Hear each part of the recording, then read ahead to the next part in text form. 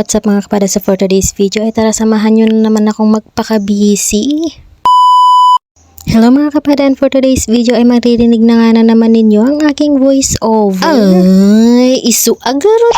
Hindi ko nga inasahan mga kapada kasi nga naman nung nag-i-edit ako, naalala ko na ito nga pala yung damit ko na naman nung nakaraang nga naglinis ako sa aking vlog. At saktong-sakto pa nga mga kapada na sa mga araw nga na ito ay meron nga rin sa akin. Huy, han ko nga pinlano.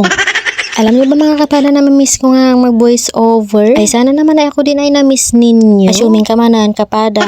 Shoutout nga pala sa inyo mga kapada, sa aking mga solid supporters. Ganun na nga rin sa aking mga star senders. At syempre pati na nga rin sa mga silent viewers ko dyan. Pagpasensyahan nyo na nga mga kapada dahil nga ngayon nga lang ako pinaka mag-voice over kasi nga naman nung mga nakaraang araw ay medyo na busy tapos may bagyo pa. Pagtalaki din tan nga na itebji bubong me. Kaya nga naman ngayon nga naharap ko mag-voice over, ito nga ang pinakagusto ng ating mga basher. Ibagada amanan nga no the video kat nagagat. Alam niyo ba mga kapada na sa amin yung mga content creator ay wala na nga lang iyong pangbabash ninyo. Kahit yung ay nga matukulan ti ulo. Huy kapada, ang harsh naman. Balik na nga tayo dito mga kapada sa akin ang ginagawa kasi nga naman nilipat ko nga itong mga pinya. Kahit kung ay gamin nga may sa ti ayanda. Pinagsama-sama ko na nga mga kapada itong ang pinya kasi nga naman alam ko yung feeling ng nag-iisa. Huy. At kung makikita nyo nga dyan mga kapada ay inaayos na nga na naman namin yung mga batungan na nakaangat. Bugol-bugol na kayong magamin.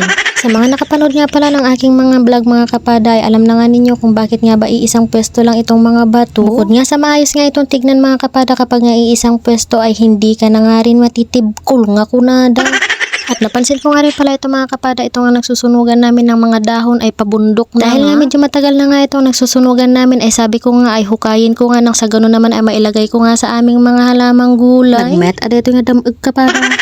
Dito nga sa aking vlog mga kapada ay hindi nga maiintindihan kung ano nga pang ginagawa ko talaga. Dahil mamaya't maya ay meron na naman akong ibang ginagawa. Marikos-rikos nga ay kapada.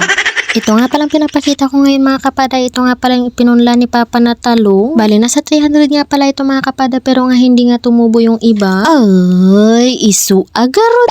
Hindi nyo nga maintindihan mga kapada kung ano nga ba talaga yung ginagawa ko dito mga kapada kasi nga naman nakadepende ito sa kung ano nga yung ituutos sa akin ng aking mother. O aliman mama, sige pa. Kami nga lang ni Papa ang pwede nga gumawa nito mga kapada kasi nga naman kapag nga sila mama at ate ay mamamatay nga ito. Ilang beses na nga kasi rin nagtanim si mama ko mga kapada at hindi nga ito nabubuhay. Kaya nga mga kapada kapag nga usapang pagtatanim ay kung hindi ako ay si Papa nga ang magtatanim. Hoy, paano na lang pag wala na ako?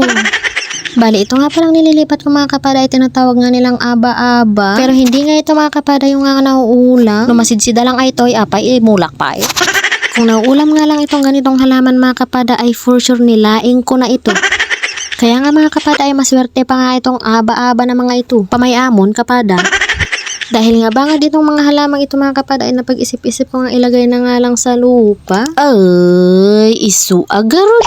At dahil nga medyo may kahiligan ako mga kapada sa paghahalaman ay ako na nga ang nagdidesisyon kung saan ko nga ito ilalagay. Awan ate maramidan ni mama. Ilalagay ko na nga lang muna itong mga kapada dito nga sa lupa habang nga hindi pa ako nakakabili ng paso. Hindi nga kagandahan ito ang lupang pagtataniman ko kaya nga nilagyan ko ito ng pataba. Ay, isu agarot. Dahil ito na nga na naman yung voice over ko mga kapada na medyo nga mahaba ay baka naman pa-share. By the way mga kapada, hindi nga pala ako kinukuha nga ng langit dyan. Usok lang yan, usok. Bali ngayong araw nga pala na pag-post ko nito mga kapada ay ngayon din yung araw nga na nag-video ako. Dapat lang agagagat ka. Hayaan nyo na nga mga kapada dahil nga madalas talaga ay kinakausap ko na nga itong sarili ko. Hanggang dito na nga lang muna pala mga kapada itong ang aking vlog kasi nga naman tapos na. Yun lang, bye bye.